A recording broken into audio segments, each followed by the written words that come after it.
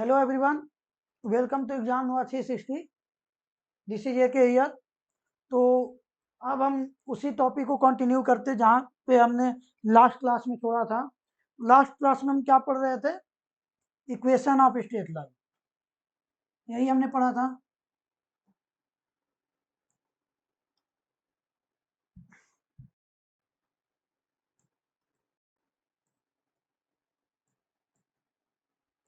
Equation of straight line, ठीक है ना? इक्वेशन ऑफ स्ट्रेट लाइन यही हमने पढ़ा था। इसमें कुछ हमने टाइप्स पढ़े थे। क्या पढ़ा था बताइए? इसको मैंने माना था एक्स एक्सिस और इसको माना था मैंने वाई एक्सिस। ओके, और हमने इसमें क्या क्या इक्वेशन के कौन कौन सा टर्म पढ़ा था हमने? इसको माना था कि y इक्वल टू क्या होगा, ये एम एक्स। कब? जब स्लोप आपका क्या हो, पॉजिटिव हो। इसको माना था मैंने y equal to minus M X, जब स्लोप क्या था इसमें, निगेटिव था। ओके, ये क्या था आपका y इक्वल टू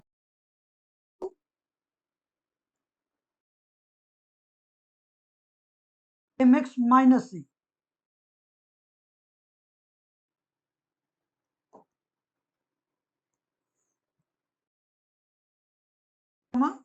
सी, ये कौन सा पॉइंट है? वैसे ये क्या आया था, C by M comma zero, this will be plus C by M comma zero. यही हमने किया था। और हमने ये भी समझा था कि जो इसमें ये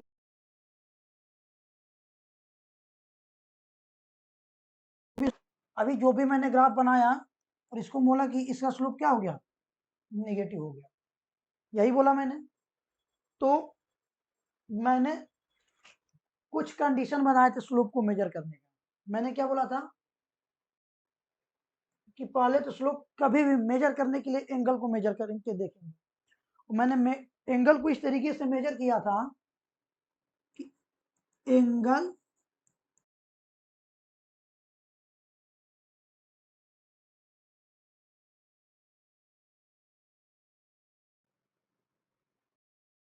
मस्ट बी मेजर्ड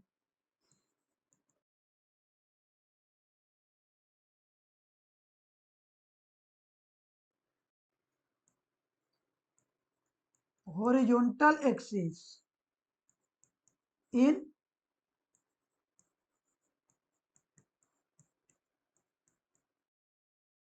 clockwise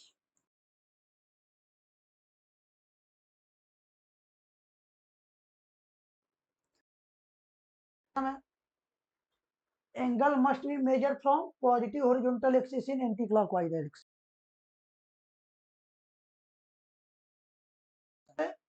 अगर ये कोई हॉरिजॉन्टल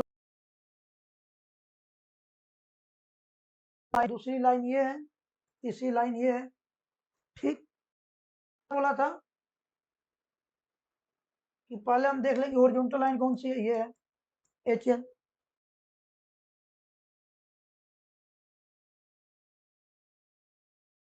फिर जब एंगल मेजर करेंगे तो कैसे करेंगे, anti clockwise.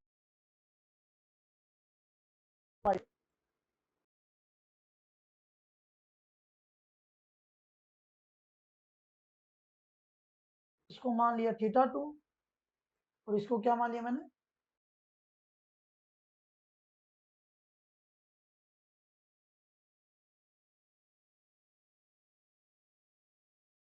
Line L one. Line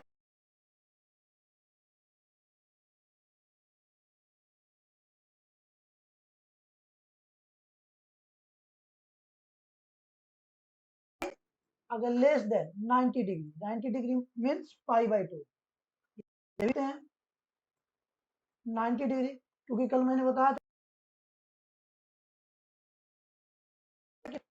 then pi by two will be 90 degree. दोनों बोल सकते हैं ना। मैंने बोला कि theta one less than 90 degree या आप इसको बोल सकते हो pi by M.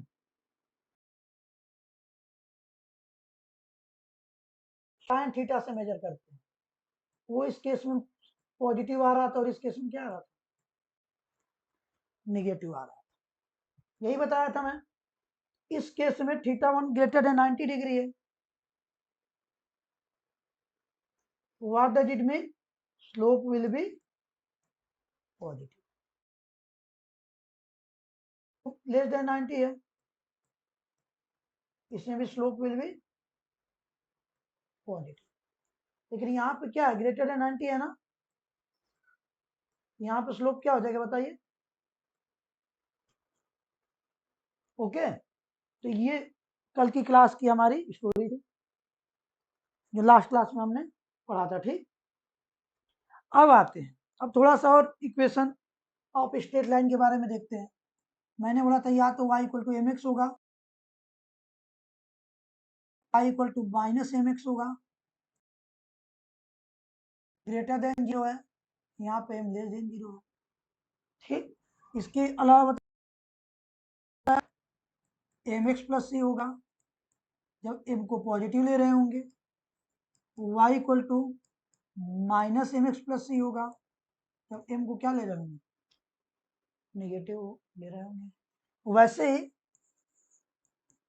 Minus M X plus सी बता जब m को निगेटिव लिया। ओके ओके, ये तो हो गया ना हमारा। y equal to minus M X minus C ले रहे होंगे जब m क्या यहाँ पे पॉजिटिव है, और y को minus M X minus C ले रहे होंगे m जब क्या है नेगेटिव। यही बोला मैं, और इसी को बोला था कि ये कांस्टेंट टर्म है।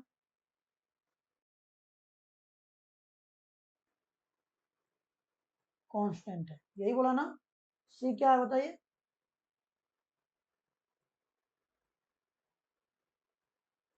कांस्टेंट है, यही बोला था। इसी सी को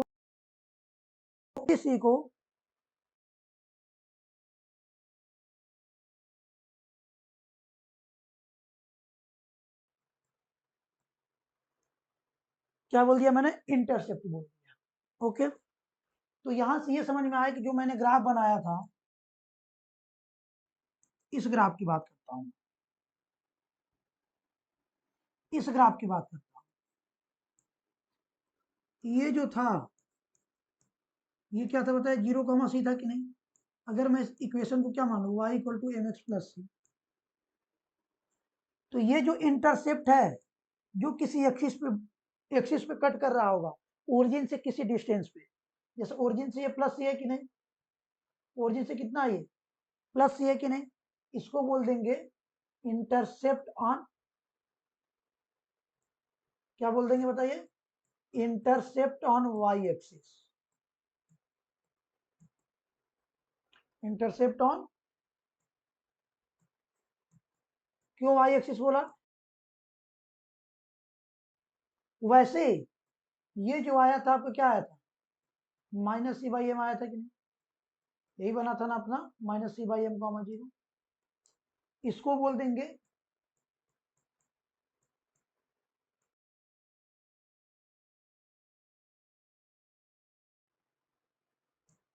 एक्स। बात समझ में आई कि नहीं, बात समझ में आई ना। जो भी कट पोर्शन होता है ओरिजिन से, उसको इंटरसेप्ट बोला जाता है कोऑर्डिनेट ज्योमेट्री में। इसी का यूज हम करेंगे। कैसे यूज करेंगे, जैसे आपने 10th में पढ़ा होगा या सॉरी 9th में, v equal to u plus 80।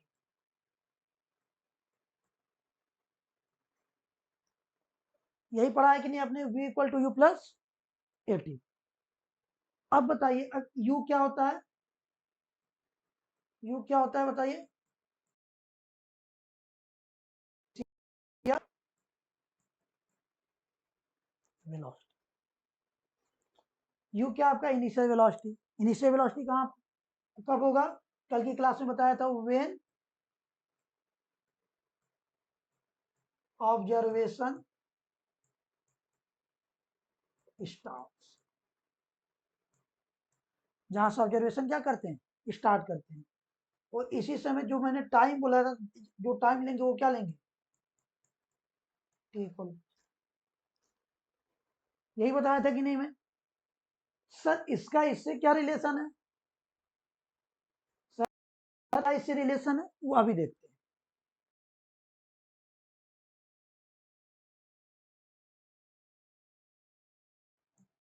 u plus 18 क्या फिक्स है, u, ये तो फिक्स ही रहेगा ना। जब ऑब्जर्वेशन स्टार्ट करेंगे हम तो t इक्वल टू 0 पे ये तो वेलोसिटी गिवन होगा ना कि इतना से स्टार्ट किया चलना, ठीक है ना। इनिशियल वेलोसिटी वगैरह तो पता ही होगा आपको, वरना इसको तो हम अभी काइनेमेटिक्स में बहुत डिटेल में एक्सप्लेन करेंगे हम। तो मैंने देखा ये फिक्स है, इस रिलेशन में क्या फिक्स था, सी, क्या फिक्स था, सी। ये जो सी है वही यहाँ पे क्या है, यू है। अब बताओ, अगर मैं एक्सेलरेटेड मोशन बोलूं,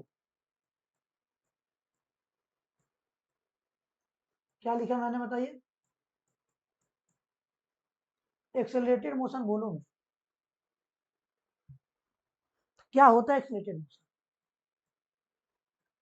विद प्रोग्रेसिंग टाइम, मतलब टाइम के साथ, इफ वेलोसिटी इंक्रीजेज, यही होता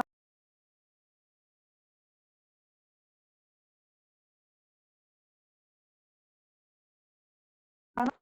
5 मिनट बाद 8 मीटर पर सेकेंड, फिर 10 मीटर पर सेकेंड, तो वेलोसिटी चेंज हो रही है। तो फाइनल वेलोसिटी किसके,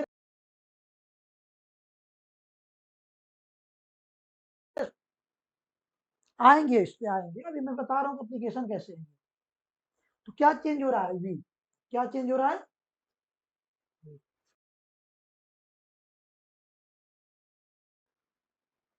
टाइम के साथ विद प्रोग्रेसिंग टाइम। तो वी क्या बना, टी के रेस्पेक्ट में चेंज हो रहा है ना, जैसे जैसे टी इंक्रीज करते जाएंगे वैसे वैसे वी इंक्रीज करता जाएंगे, इसलिए टी को बोल दिया मैंने इंडिपेंडेंट वेरिएबल।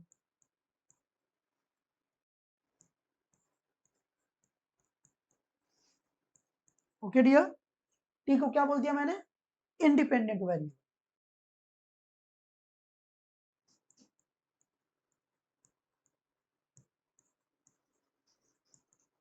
डिपेंडेंट वेरिएबल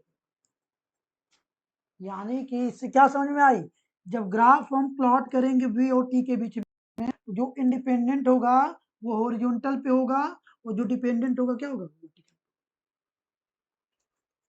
समझ में आया कि नहीं, समझ में आया ना, इतनी बातें समझ में आई ना, v equal to u plus at का ग्राफ कैसे प्लॉट करेंगे। ओके, अब चलते हैं, अब ग्राफ देखते हैं कैसे प्लॉट किया जाएगा। ओके, मैंने बोला v equal to u plus eighty,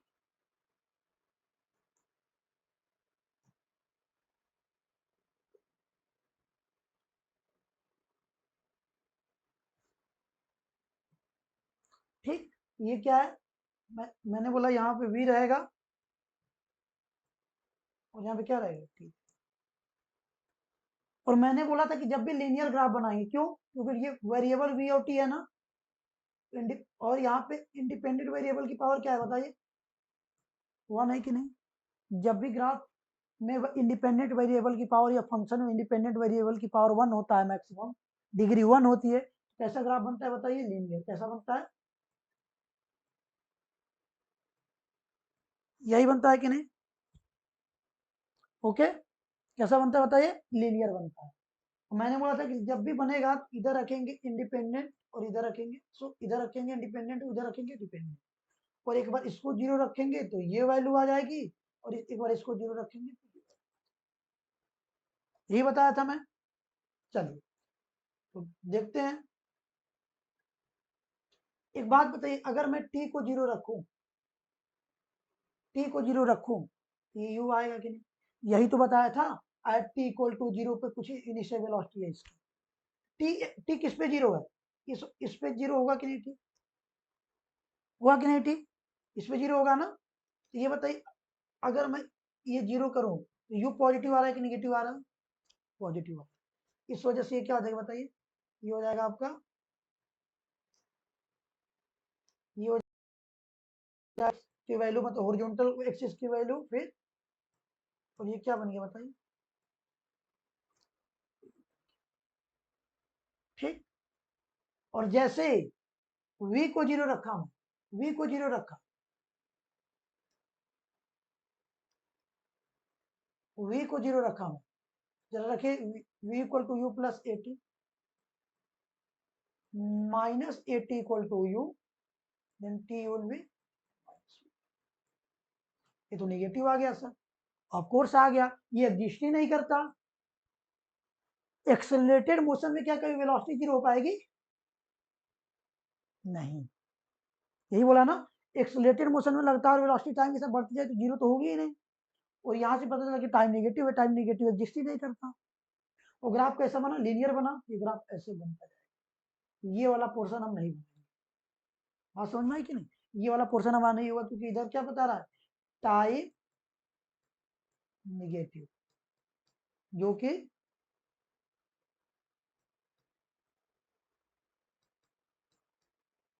can't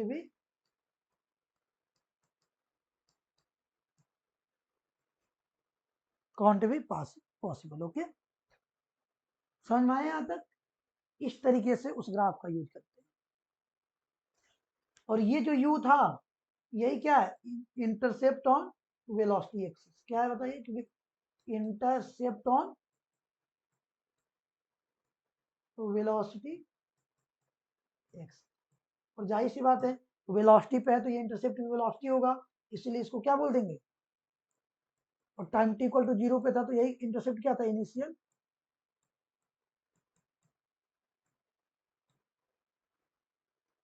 velocity. समझ में आया यहाँ तक? समझ में आया ना? अब चलते आगे, अब देखते हैं कुछ और फॉर्म देखते हैं।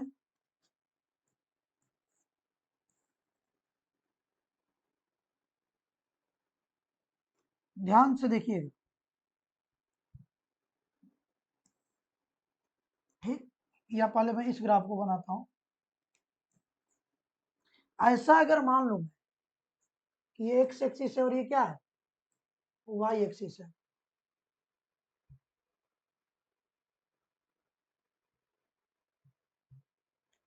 ये कोई लाइन है, ठीक? और ऐसा मान लो कि एक्स एक्सिस पे जो इंटरसेप्ट है, एक्स एक्सिस पे जो इंटरसेप्ट है वो ए, पॉजिटिव में है ना तो प्लस से मानो। और वाई एक्सिस पे जो इंटरसेप्ट है वो है B.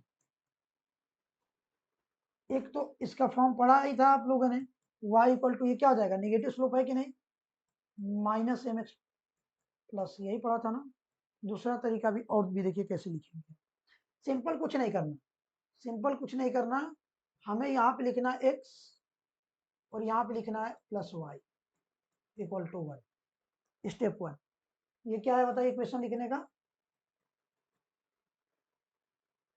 X plus y equal to one. और इसके बाद ऐसे डिवाइड कर देंगे, किससे?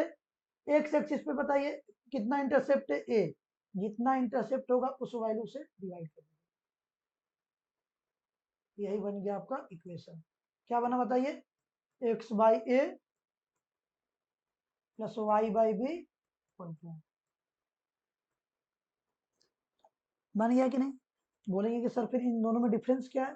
कोई डिफरेंस नहीं है, देखने का नजरिया बस अलग अलग है।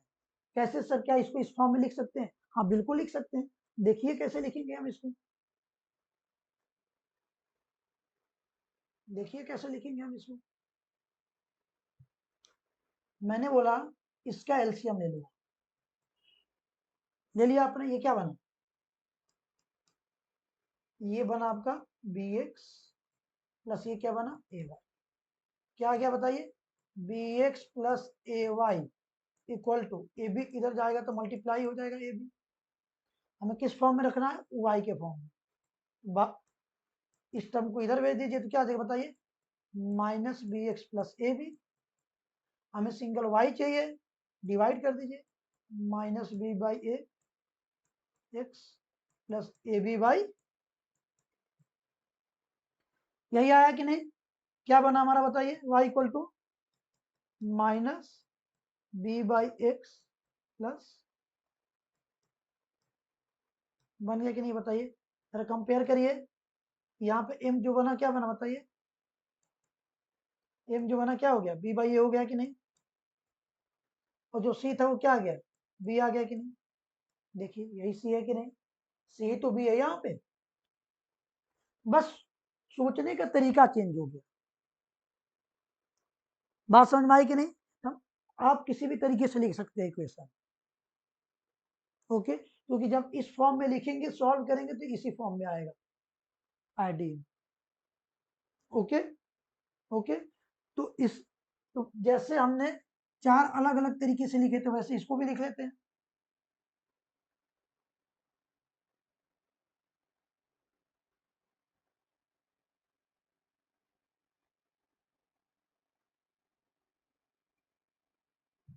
चलिए हम इक्वेशन लिखना स्टार्ट करते हैं,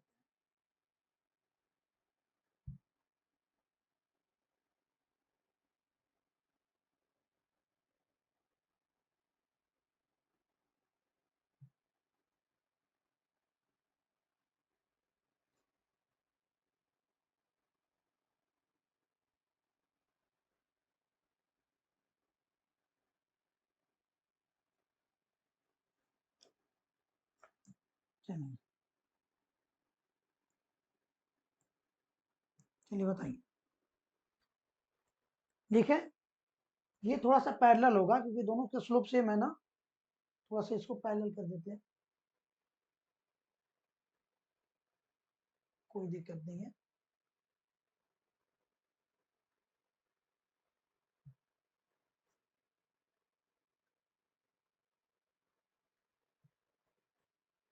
चलिए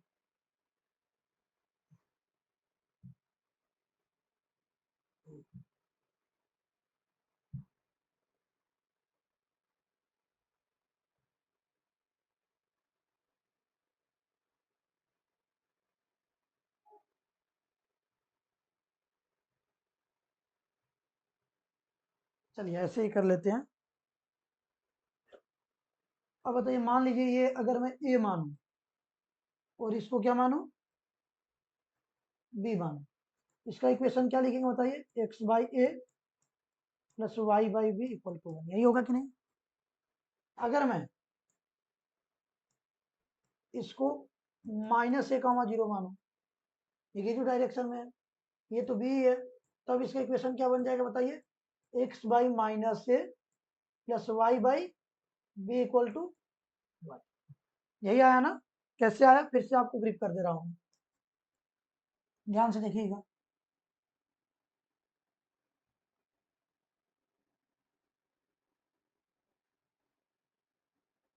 ये तो समझ में आ गया था, अगर मैं इसको क्या करूं, ए लिखूं और इसको क्या करूं मैं, बी लिखूं, एक्स, इस लाइन की इक्वेशन क्या होगी, एक्स पे कितना है, एक्स पे कितना है बताइए, प्लस ए प्लस वाई पे कितना है, प्लस बी इक्वल टू, यही बना ना,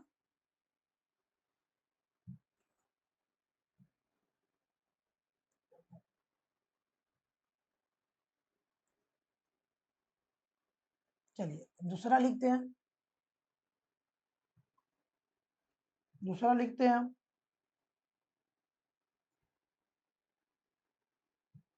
मान लीजिए ऐसे कोई इक्वेशन है और इसको माना मैंने, इसको क्या माना कि ये ए इधर जा रहा है तो ये निगेटिव हो जाएगा कि नहीं, ये क्या माना, माइनस ए कॉमा वाई एक्सिस यहाँ पे क्या होगा, ये क्या आ जाएगा बताइए आप, बी होगा कि नहीं। इस समय इसका इक्वेशन क्या हो जाएगा बताइए, x by minus a plus y by, अभी भी वाई पॉजिटिव में है कि नहीं, बात समझ में आया कि नहीं। वैसे ही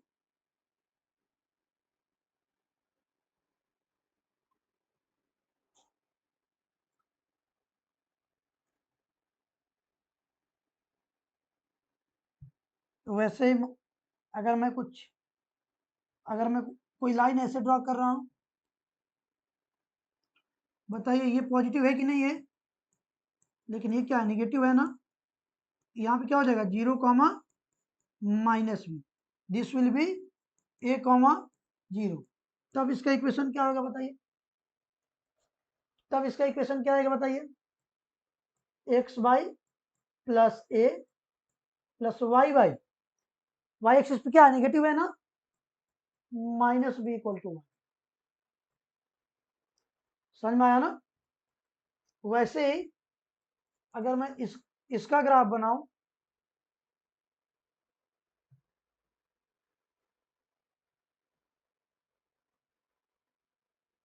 ये तो हो गया था, इसका ग्राफ बनाता हूं। लेट से इसको बोल देता हूं मैं ए, और ये कितना डिस्टेंस है बी, इसका क्वाड्रेंट क्या होगा बताइए, 0, माइनस, और इसका क्वाड्रेंट क्या होगा बताइए, -a, तब इसका इक्वेशन कैसे बनेगा बताइए, x by minus a plus y by minus. समझ में आया, समझ में आया ना। इस तरीके से हम लाइन के दो अलग अलग तरीके से इक्वेशन लिख सकते हैं। ओके, अब आते हैं थोड़ा सा आगे, थोड़ा सा आगे आते हैं और आगे की कहानी को समझते हैं।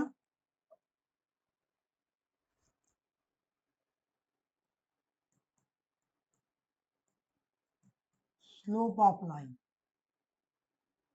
स्लोप ऑफ लाइन इसको कैलकुलेट कैसे करेंगे, को ध्यान से देखना।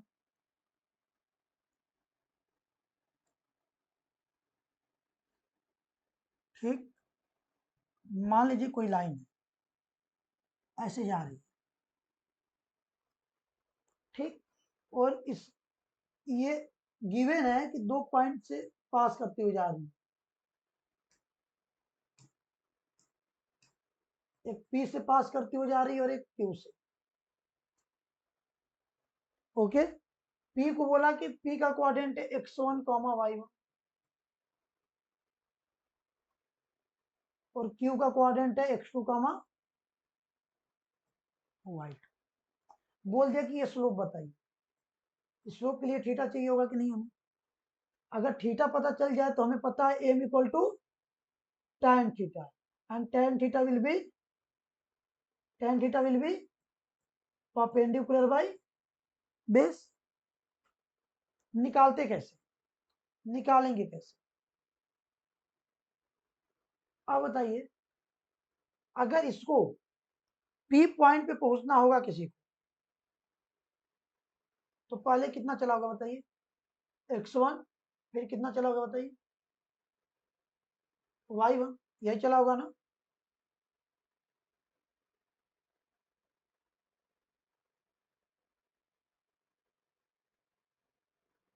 चला होगा कि नहीं, यानी कि ये कितना चला आपका, ये चला आपका x1, और ये कितना चला y1, और यहाँ पहुंच गए। अगर क्यू पॉइंट पे पहुंचना है तो ये कितना चला होगा बताइए, x2, और ये कितना चला होगा बताइए, y2। कहाँ पहुंच गए, क्यू पॉइंट पे पहुंच। अब जरा बताइए, अगर मुझे एंगल थीटा निकालना है तो क्या अगर मैं इस ट्रायंगल में निकालूं tan थीटा, तो क्या ये डिस्टेंस पता है मुझे, नहीं। क्या बड़े वाले ट्रायंगल में निकालूं तो ये y2 तो पता है, लेकिन क्या ये पूरा पता है, नहीं। लेकिन हमें दिख रहा है साफ साफ कि ये वाला डिस्टेंस हम निकाल सकते हैं और ये वाला भी डिस्टेंस निकाल सकते हैं। अगर ये थीटा है तो करस्पॉन्डिंग एंगल से ये भी थीटा होगा। अब ये बताइए ये कितना होगा, टोटल कितना है x2 और ये पोर्शन कितना है x1, ये कितना बना बताइए x2 माइनस x। वैसे टोटल कितना है y2 और ये वाला पोर्शन कितना है y1, ये पोर्शन कितना बन जाएगा बताइए y2 माइनस y। तो अब निकाल सकते हैं tan थीटा। tan थीटा क्या है बताइए, परपेंडिकुलर कितना है y2 minus y1 divided by x2 minus x। बात समझ में आई कि नहीं। इस तरीके से हम स्लोप ऑफ स्ट्रेट लाइन निकालेंगे। कैसे डायरेक्ट, अगर उस पॉइंट अगर ऐसा दिया हो कि एक की नहीं दो पॉइंट से क्या कर रही हो पास कर रही हो, this line is passing through any two given points and the coordinate of both point will be given. If the line is passing through any two points and coordinate of both points will be given, then what will you do? Simple change in y coordinate divided by change in x coordinate. Okay, okay. Slope क्या मिला हमें, change in y coordinate divided by change in x coordinate। समझ में आ रहा है कि नहीं। और ये हमें क्या दे देगा,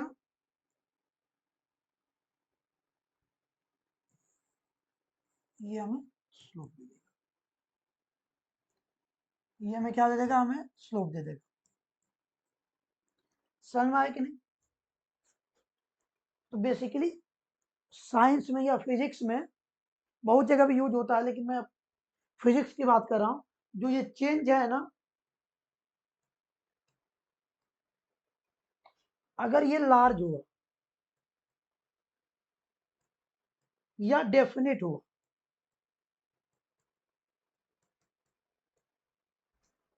क्या बोला मैंने, अगर ये चेंज लार्ज हुआ या क्या हुआ डेफिनेट हुआ, इस चेंज को हम डिनोट करते हैं, रिप्रेजेंट करते हैं डेल्टा से, व्हाइट ट्रायंगल वाला डेल्टा। ओके, किसे डिनोट करते हैं बताइए, डेल्टा से। तो जो स्लोप आया हमारा क्या आया था बताइए, y2 minus y1 divided by x2 minus x। अगर मैं डायरेक्ट डेल्टा के फॉर्म में इसको लिखना चाहूं तो डेल्टा हमें रिप्रेजेंट करता है, डेल्टा हमें रिप्रेजेंट करता है final value minus initial value, change में final value minus initial value.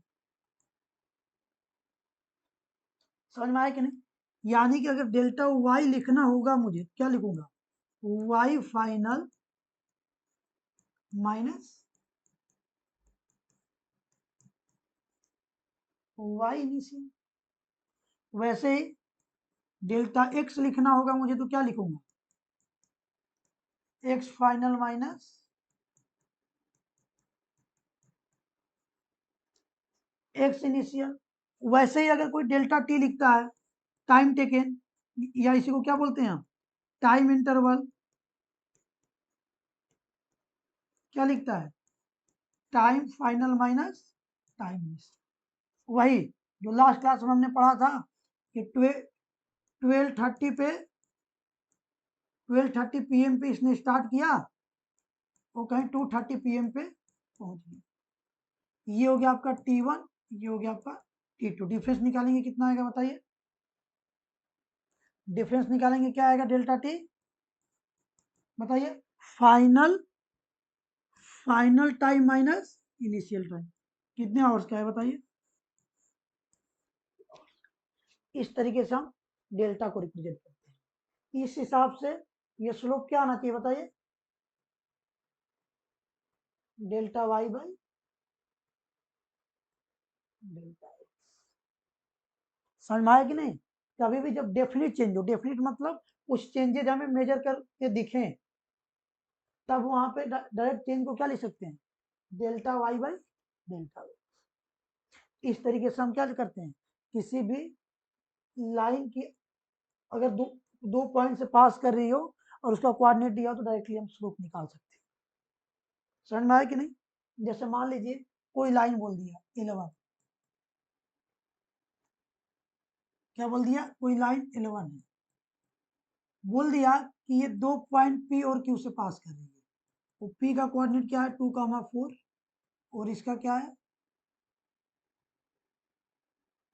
2,4 और इसका क्या है 3,8। तो बताइए वो कितना एंगल बना रहा होगा? स्लोप क्या है, angle measured from horizontal axis in anti clockwise direction that will be theta. जरा स्लोप निकालिए। मैंने बोल दिया इनिशियल पोजीशन है तो इसको x1 कामा y1, तो इसको क्या बोल दिया बताइए, x2 कामा y2। ठीक, स्लोप क्या था बताइए, delta y by delta x. तो m क्या हो जाएगा बताइए, y2 minus y1 divided by x2 minus x1।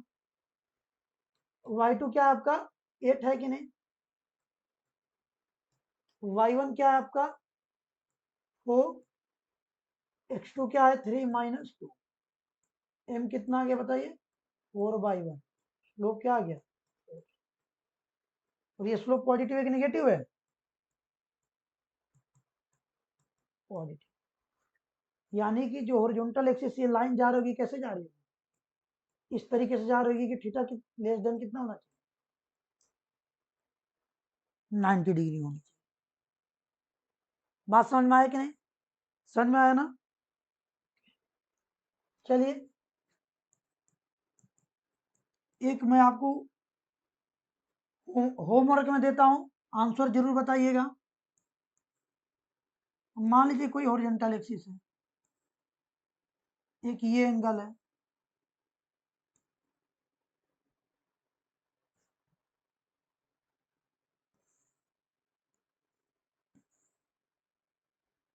ये लाइन L1 है, line L2, line L3, line L4।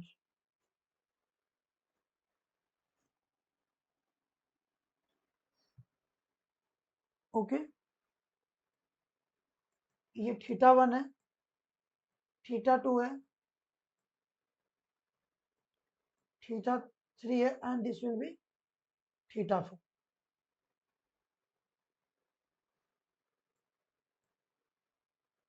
तो बताना है which has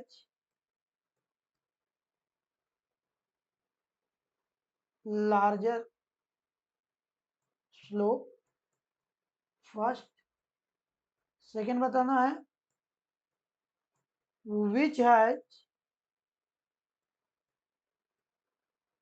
smaller slope, और थर्ड बताना है which has negative।